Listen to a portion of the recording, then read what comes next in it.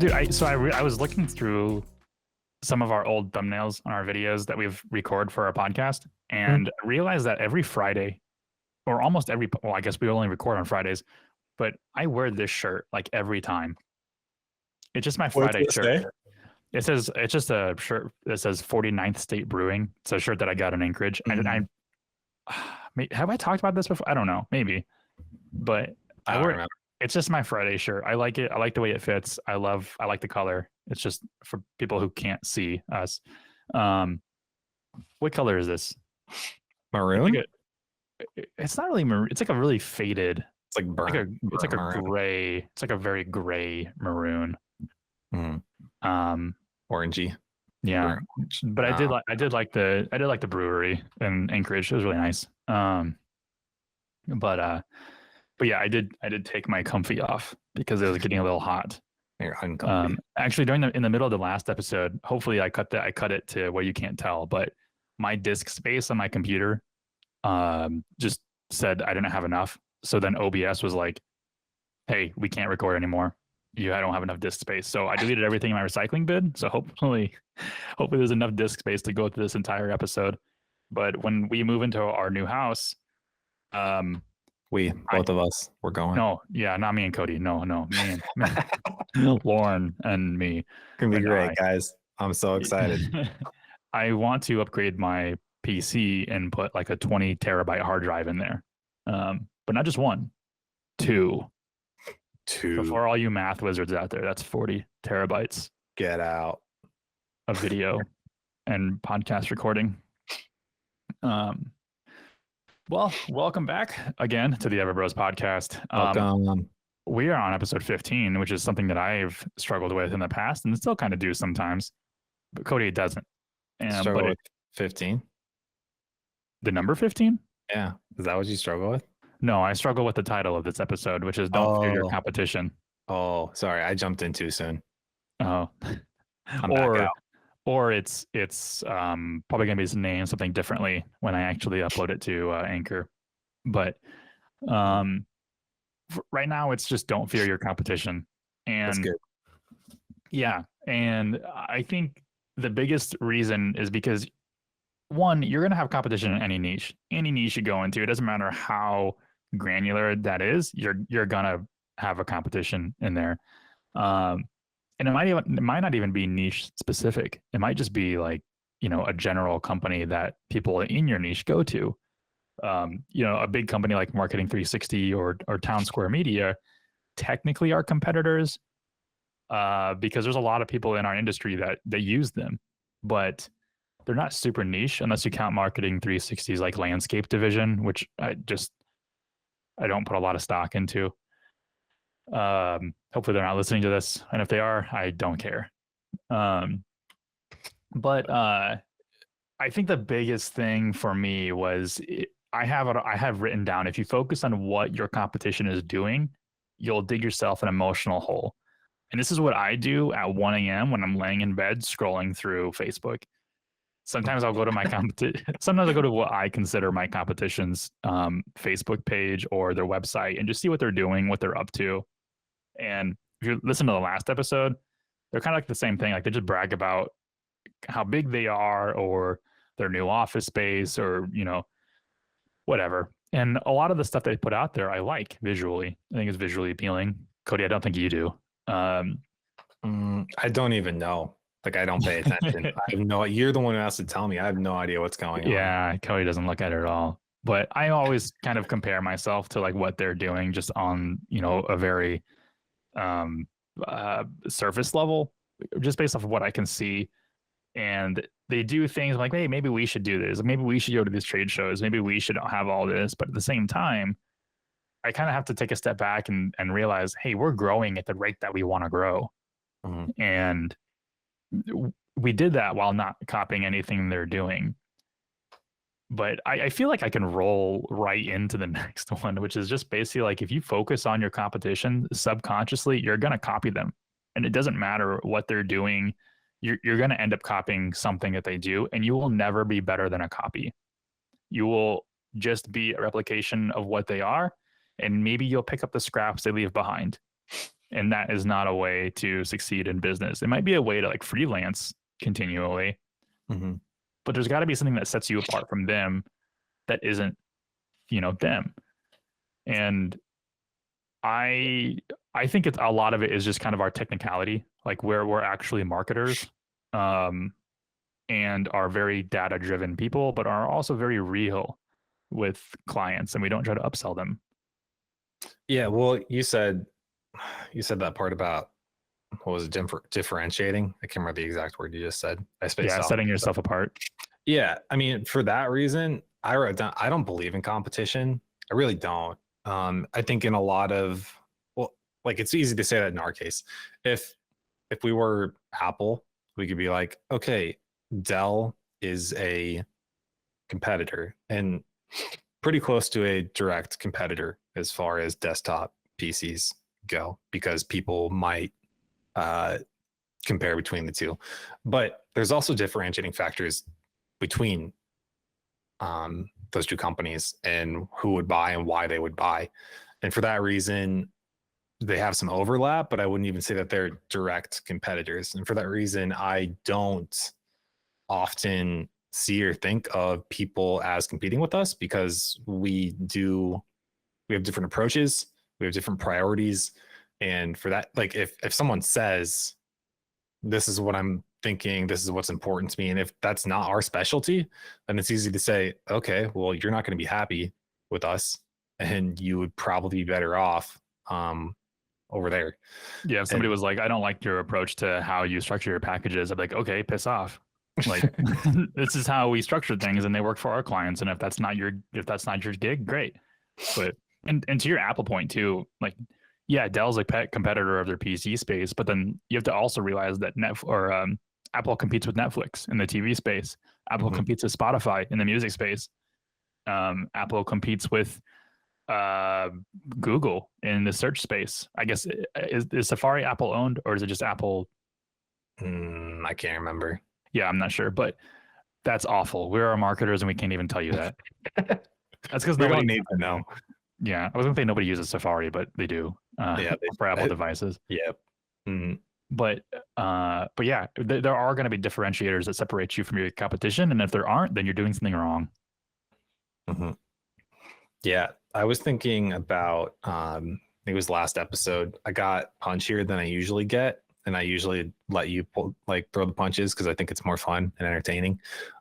So I want to like try to redeem myself a little bit. You think I'm a wild card? I think it's fun. I think it's a lot more fun. Um, I I don't know what competition really is, but I I know when I don't want to ruffle feathers and make enemies when I don't need to. And um, so, like I had mentioned, Spinutech was a place I used to work at, and they do a lot broader services in a lot of ways than us.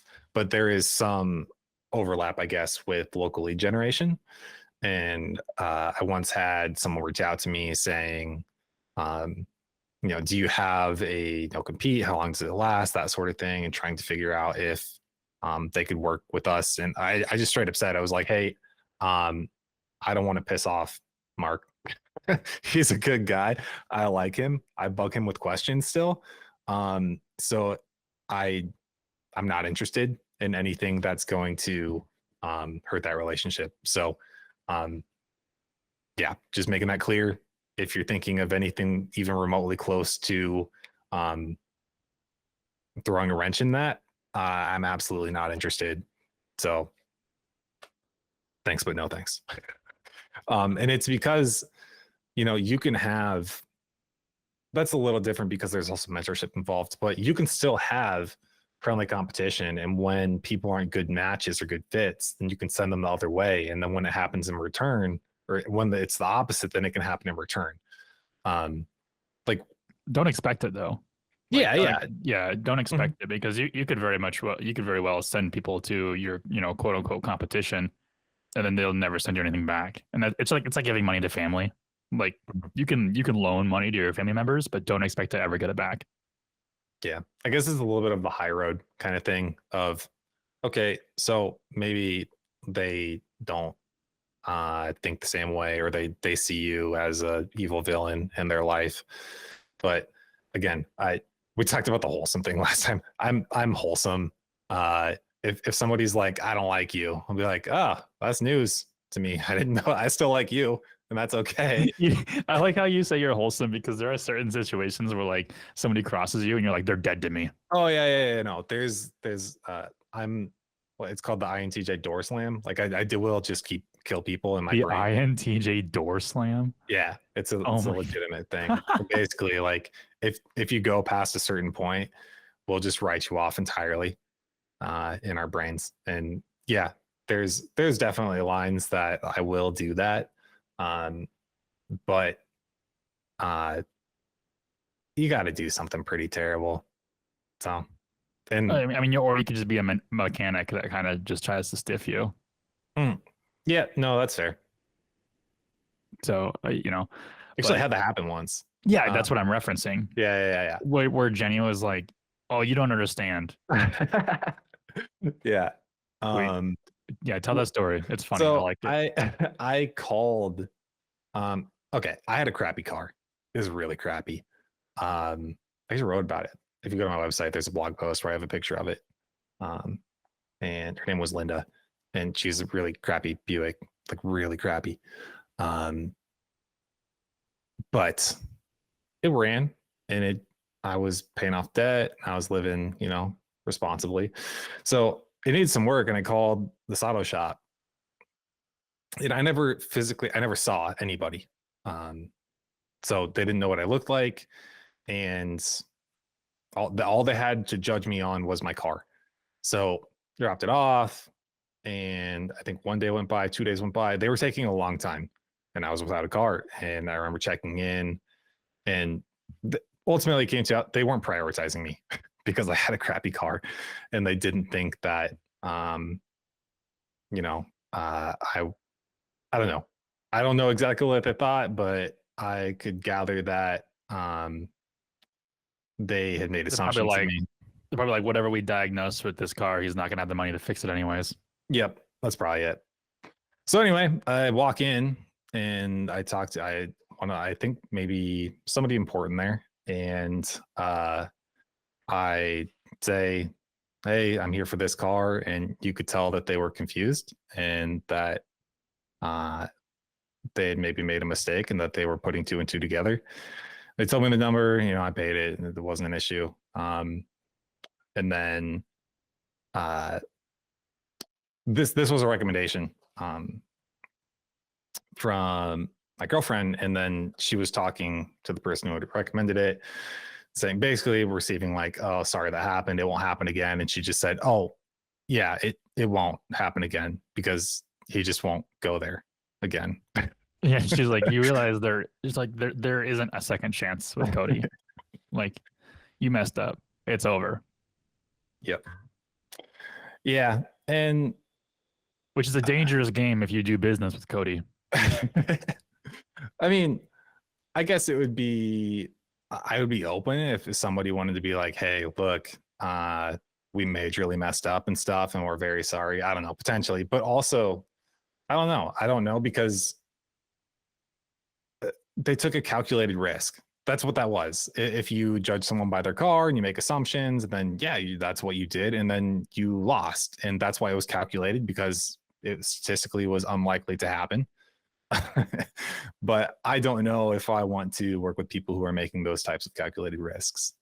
Yeah, in other words, they can go good. eat a bag of dicks with their dick eating gloves. Yeah. I'll let you say it. It's a good point. Good thing to point out this too. Like, some people don't like your competition, and not everybody is gonna love everybody out there. There are enough fish out there for everyone, which is a point I'll get to as well. But some people just like, they don't want to deal with your competition. They don't like the way that they conduct themselves. They don't like their packages, like I mentioned. Maybe they're too pricey. There's a reason why people come to you. I mean, people who come to you are also seeking out other competition, even if you go against what we suggested in our previous episode on how to find current or how to find clients, and you cold call or cold email. Sorry, I had to burp. But if you cold call or cold email and you do get on the phone and you do make some appointments, they're not just going to sit there and sign with you right now if you don't make them. They're also going to go out there and look at other agencies as well who are in your space. And there might be things that they don't like about that other agency. I also said recently, or in another episode too, like a lot of our clients like the fact that we're small. They don't like dealing with big agencies or an agency where all the work is going to get passed off to a lower tier person who doesn't really know what they're doing, or their account isn't overseen by someone who's more senior, like myself or like Cody. There's other situations too where the way that your competition sells is, shifty. The client hears that your competition is willing to do anything that they ask, and they don't like to hear that. They like to hear pushback from myself of saying, we can do that, but we advise not doing that. We advise doing this, or no, we don't do that. We're not going to do that for you because it's not profitable. And a lot of people respect that. So there are ways to set yourself apart from the competition, and sometimes it's doing nothing. And sometimes it's just letting people not like your competition. There's going to be a bunch of people who love your competition, and there's going to be a bunch of people who hate them or would just rather deal with you. And there's plenty of fish out there for you to catch. Yeah, I get really weirded out when people don't have even if they don't make it publicly known, but they just don't have answers for why would I be a bad fit for you? Like, I need to know who you don't want or who you shouldn't work with. And it has to be a little bit more than cheap people, because everybody doesn't want to work with cheap people, right? I get that. I run a business too. We don't like working with cheap people who want a nickel and dime, but that's different from like we're performance driven. That's a focus for our agency. So if people want to work on large scale branding, we're not going to be as good of a fit for that as, we're not going to be a fit at all. Someone says we want branding, I'm going to say nope, not us. Yeah. So when I talk to a company, they don't have that. We're like, no, we're great. We accommodate everybody. We do everything. We're awesome. I'm like, oh, okay. I mean, I'm not saying it's impossible. Yeah. So what do you suck at then? Because you've got to suck at something. You can't be great at everything. Yeah. Or like, yeah, you can be very good at lots of things, and that's a very difficult, time-consuming, hard position to get to. And I'm very skeptical that many companies are there. Mm-hmm. There's the half of the saying: a jack of all trades is a master of none. Of course, if you finish that saying, it's better than a master of one. Fine, be a master of two. But and if you are a jack of all trades, I mean, there is a market for you. There is somebody who wants it once. Walmart, they're everything you want, but they are not your local farmer's market for fresh produce. They are not better than Best Buy for technology purchases. Walmart is a jack of all trades, but it is a mega monolithic business. And you can be that. Just realize that you're not going to be better than your competition in anything except for providing multiple services. So if any of your customers or clients get smart enough to say, hey, I can actually make more money, or I can get better services provided to me if I segment these out to different companies. And you just have to be okay with that. You have to understand that, yes, this is not my business model to be a master at one thing. And I will lose clients as they grow, as they churn and want something better than us. And we've had to deal with that multiple times, which is our clients outgrew us, which is great. And it sucks at the same time. One, they've been with us for years. Two, they're at a point where what they want is something that we either can't provide or don't want to provide. And what we usually don't want to provide is a service where we just spend their money and, it doesn't actually return a positive investment. So, oh my gosh, dude, I'm burping like crazy, chugging this Diet Mountain Lightning, living my best life over here.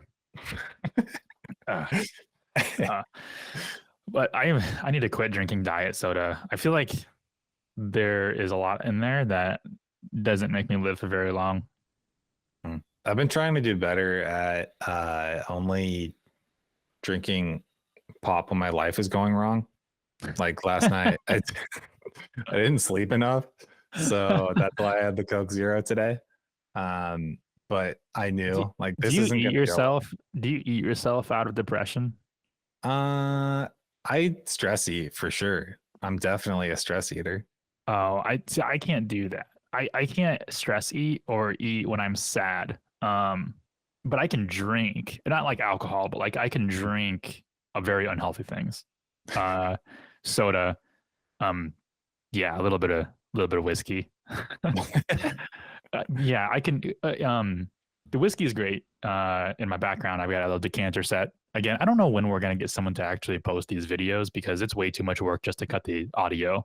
Yeah, well, that's okay. But yeah, they're backlogged. You'll see them eventually if You heard them long say it, enough. so they can picture it in their heads. Yeah, there's a decanter set back there with whiskey in it, and I like that when I'm like thinking like creatively because the bitterness keeps my mind focused. I'm eventually going to replace that with zero alcohol whiskey. Well, this is fancy as hell. You're just like swishing around, taking a sip, doing big brain stuff. Yeah, like, but it keeps me creative. Whereas like when I'm stressed, I'll revert to the diet soda or like something, not necessarily healthy, just because it's like that endorphin rush. But I can't do the eating thing.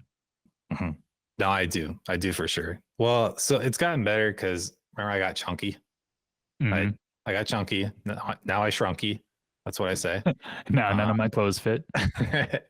So no, I'm back to a good spot, except, well, I told you, we had family Olympics. So I got mini chunky again because I ate way too many Rice Krispies. JD's aunt makes just amazing Rice Krispies.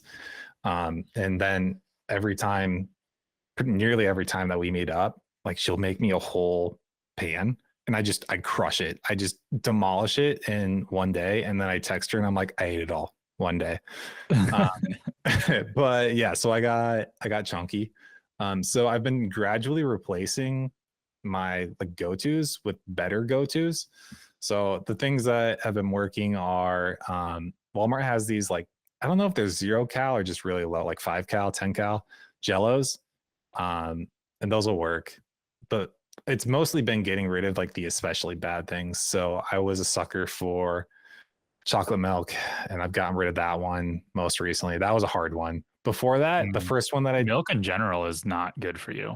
I mean, it's great as far as the calcium, but you can get that from elsewhere, but it's just packed full of calories, unnecessary calories.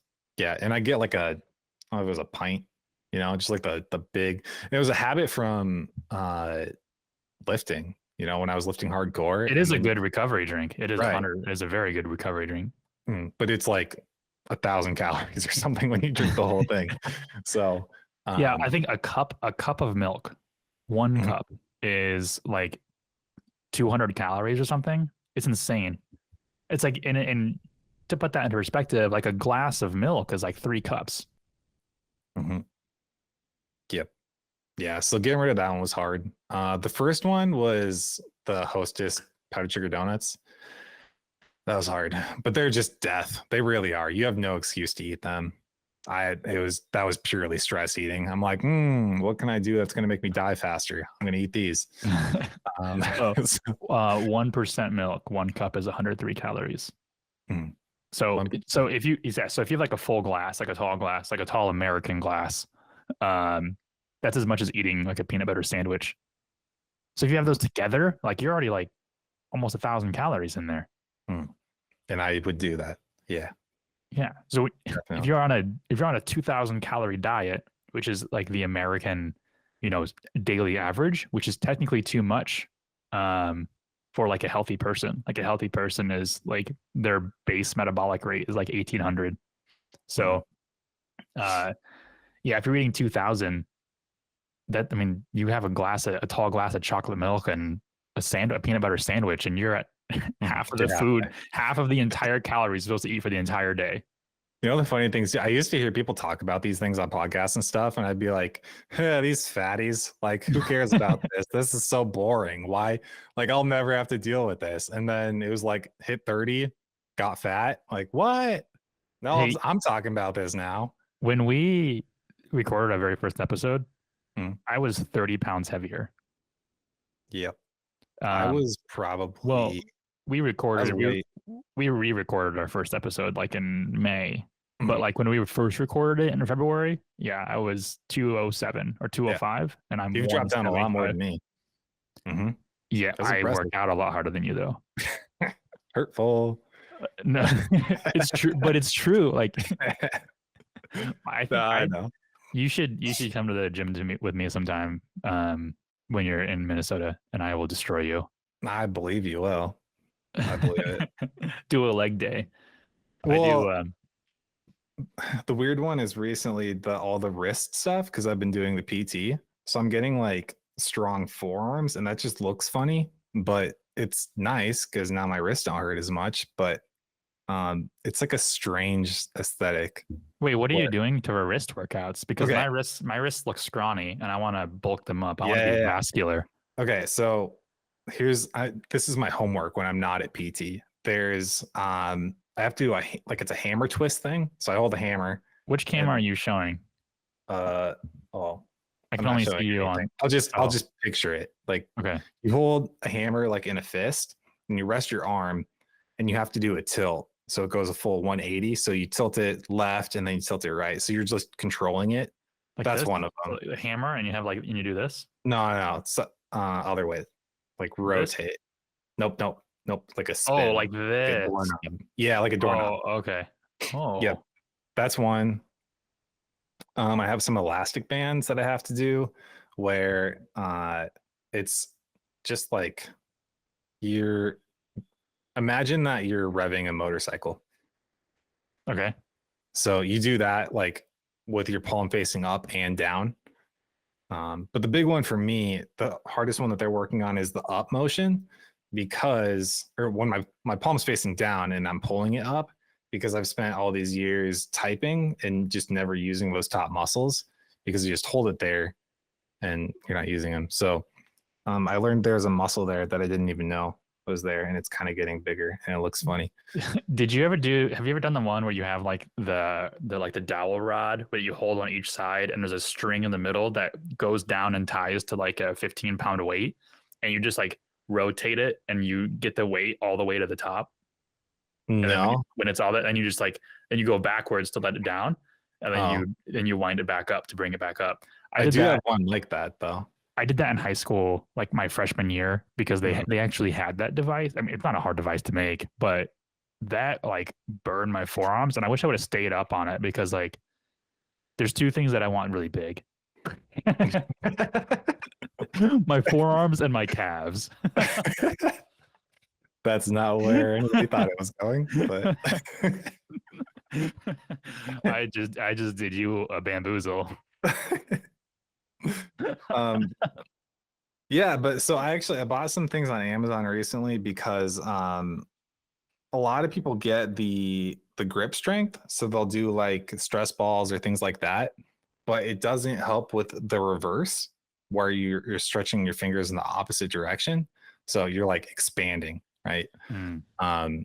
So I got some things to do that as well. But my big thing will be when I'm done and I graduate from physical therapy. I don't know how that works, but just say, get out of here, you're done now.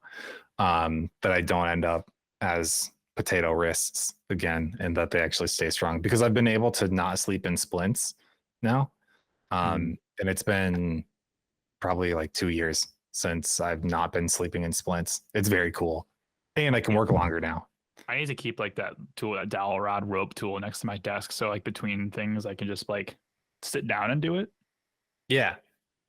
Because I will never incorporate that into my actual gym routine. No, yeah, no, it's like really stupid. Like it's a stupid thing to work out. So I think it's good to just have at your desk. I thought about just the things I bought on Amazon to do these exercises. I'm just gonna have them sit at my desk, and that way, when I need a break, I'll just start doing them. You see like I don't know if it's in movies or if it's just in like TV clips where it's a boss doing like the grip strength thing. Um, Mm, it's just like a yeah. simple, and they make the clacky sound, almost like that. Mm. For those of you who thought we went on a tangent, we didn't. This is very related because how can you fear your competition when you're huge? When you can literally physically crush them with Yeah. your hands. Yeah. Oh, did they steal a client from you? Smash them in the face. Just grip, squeeze.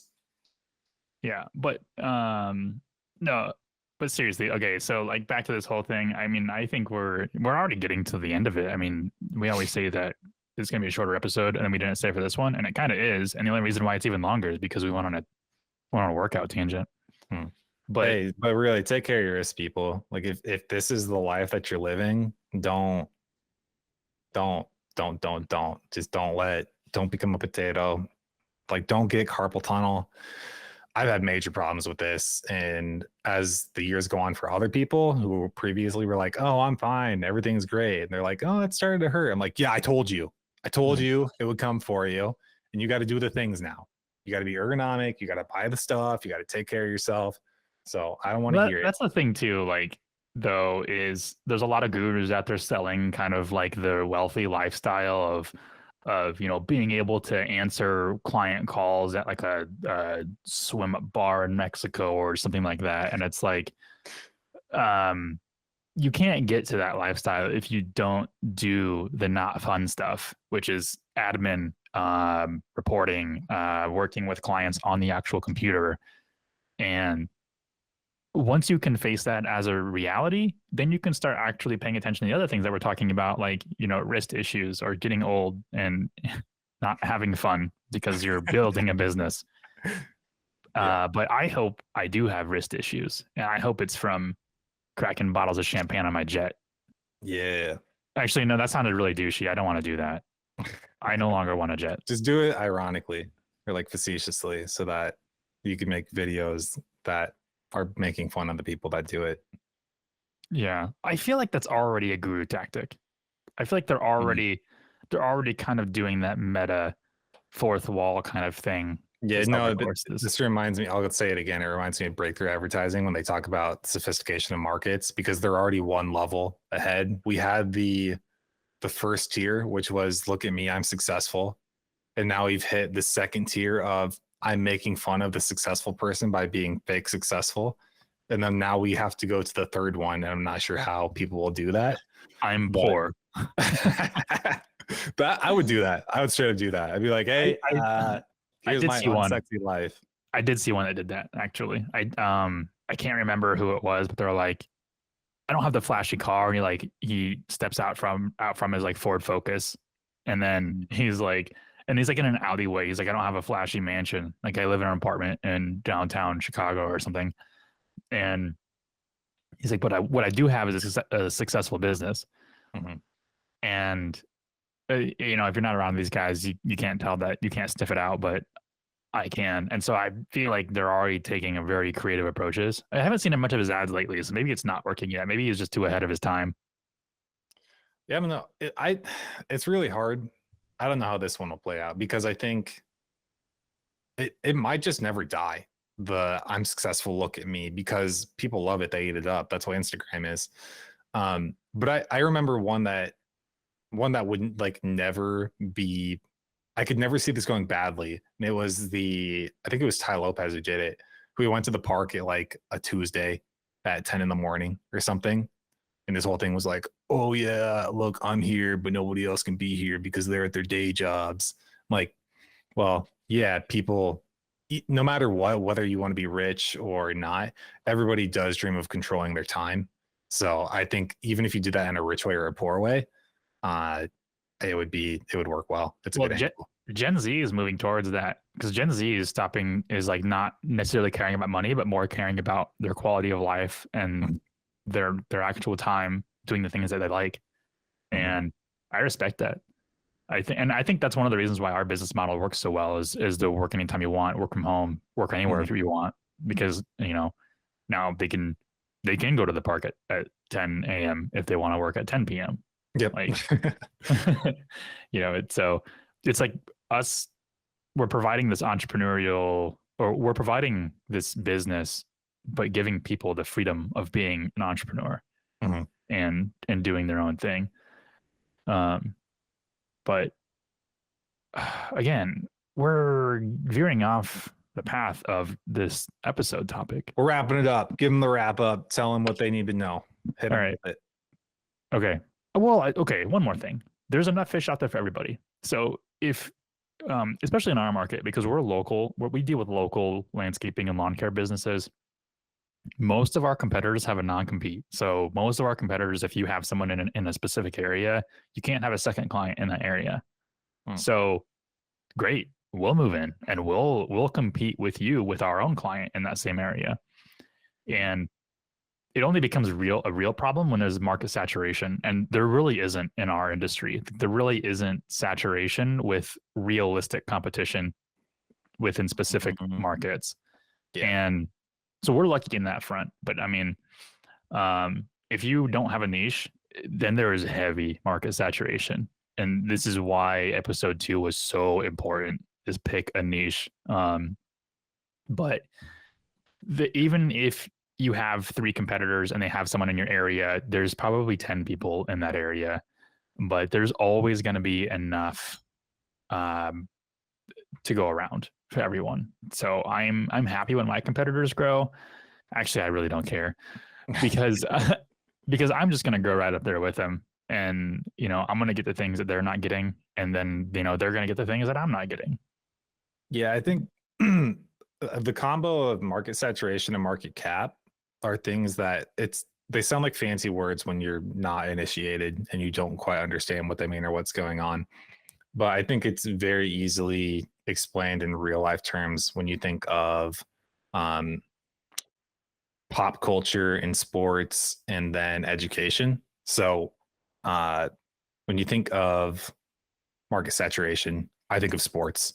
That's immediately what I go to. I think of like football in the US, and that lots of people want to be in the NFL, right? Lots of guys want to do it. There's no shortage of competition. It is highly competitive, and there's not a ton of room at the top, not really. And there's not even a ton of good money to be made along the way. You're not getting paid to play football in high school. And music is a very similar way too. Musicians, Taylor Swift, I'm sure she makes insane amounts of money. And then there's just a lot of local people who just like to play music and don't make that much money from it.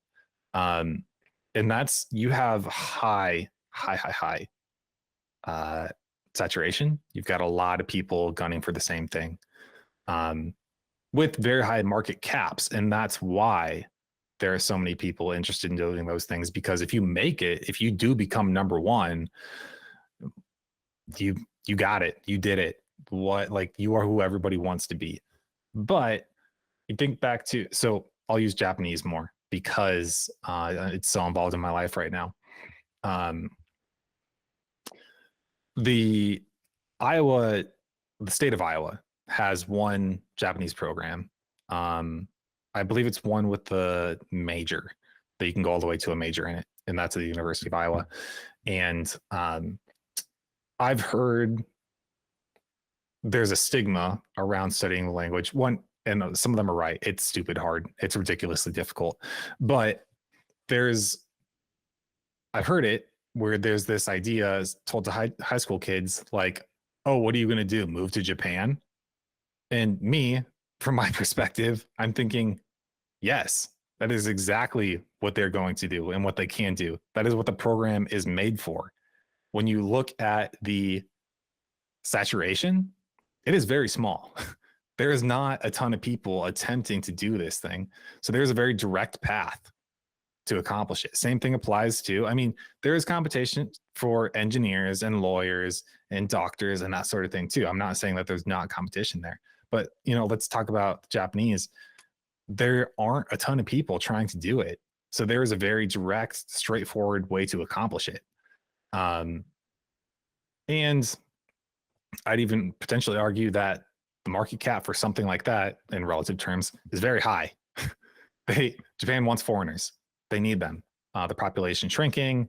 They know that they need to become more globalized in order to make more money, that sort of thing. So, like, I'll fight those people. I'll fight those people who say, what are you going to do? Move to Japan? I'm like, hell yes. Yes, That's what that is those Bowflex exactly. plates are for. I'm ready to fight. But that's exactly what that's for. So when you're in business, I think it's important to think about those things and how it relates to your competition. You go in to a extremely high market cap niche or lack of a niche that has ridiculously high saturation, you're going to have a very hard time. And that's why some people, another shout out to Trop Columbia, they had a recent one on this too, will start out with a lower cap niche, get footing, and then once they're ready to play with the big boys, go after those harder ones, those bigger ones too. It is, I think it's smart for people who are new and still learning to go after low cap, lower saturation businesses or niches, industries, because it gives you room to mess up. You can make mistakes. If the industry is underserved, your customers will be more forgiving. Your clients will be more forgiving, and depending on what you're doing, you won't even have to think about your competition. You don't have to pay attention to them. You might not even know who they are. But here, I'll say this too, though. There does have to be a demand. You don't get to decide. I've said it before. You don't get to decide how you make money. That would be great. I would love to do that. But it's just not the reality of how the markets work. Demand determines where the money can be made. So you have to serve an existing market. I might talk about this maybe very far into the future, but I've talked to Jake about this. I have a product idea. This is very early stage that I know that there is minor interest for it. I don't have any idea what the market cap could be. It's super tiny, but I just, as for fun, I'm interested in like testing it out or trying it. So we've also talked about what you think the market cap is or what you think the niche is, because what you think, this is the whole thing that actually got me to convince you to move forward with it, because you were thinking that it was way too niche and that it doesn't have a huge market cap. And I was like, no, it does. Mm-hmm. If you think about the product in a broader sense. Mm-hmm. Yep. Yeah. But so as far as, man, this is going to be a long one. Let's talk about products instead of services for a minute. To validate the legitimacy of a product that you might be interested in selling, you can use lots of tools to see if people are looking for it. That is a demand-driven approach. There are also people who are in industries who see a gap, something missing, a product that doesn't exist, and people don't even necessarily, maybe some know that they need something like it, but nothing's ever been made.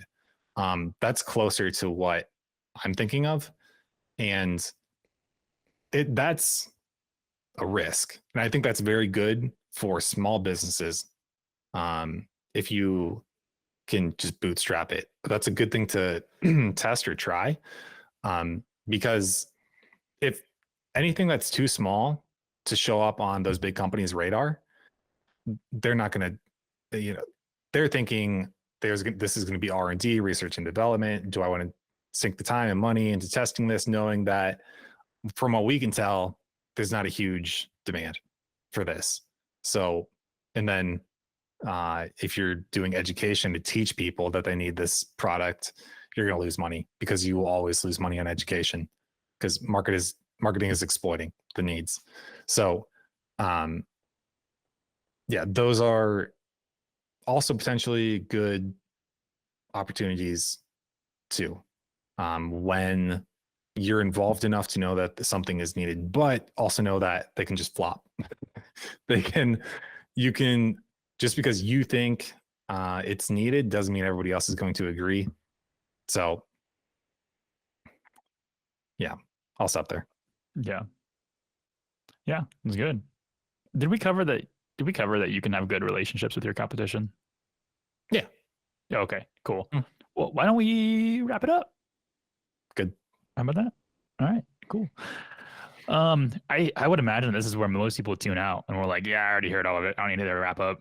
Let's move on. But joke's on you. You might miss some funny jokes. Just kidding. You're listening to the Everbros podcast. There are no funny jokes. That was all. We used all up. Yeah. So let's recap real quick. Okay. So the real one, recap. You're gonna have competition in any niche, so don't fear it because it's inevitable. It's gonna be there. 2, if you focus on your competition and what they're doing, you're going to dig yourself an emotional hole. You're gonna be depressed. You're gonna be sad about it. You're gonna start to copy them. You're gonna stress. And you're gonna, stress eat or stress drink. And depending on what you're drinking, that can be very bad. Yeah, don't do that. And you're gonna start copying them. And if you start even subconsciously copying them, you're never going to be better than them because you'll never be better than a copy, or you'll never be better as a copy. There is fish out there for everyone. There's going to be people that don't pick your competition, and there's going to be people that have never heard of your competition. There's plenty of businesses out there for you to market with or coach or consult or whatever it is you're doing. Some of those people don't like your competition and they're just looking for the next solution or the different approach. Maybe your business offers that. The final thing is you can have good relationships with your competition. You can pass work to them. They can pass work to you. You can collaborate on things and avoid stepping on any toes. If you do not have a good relationship with your competition, that's when it can hurt you more than just ignoring them. So don't try to get into an argument. Don't try to talk negatively about them. I've got that article on my website that says if you trash talk your competition, it'll actually lose sales. Don't pick fights unless you've been doing wrist exercises at your desk and you know you can squash them and win. Yes, exclusively wrist exercises. That's it.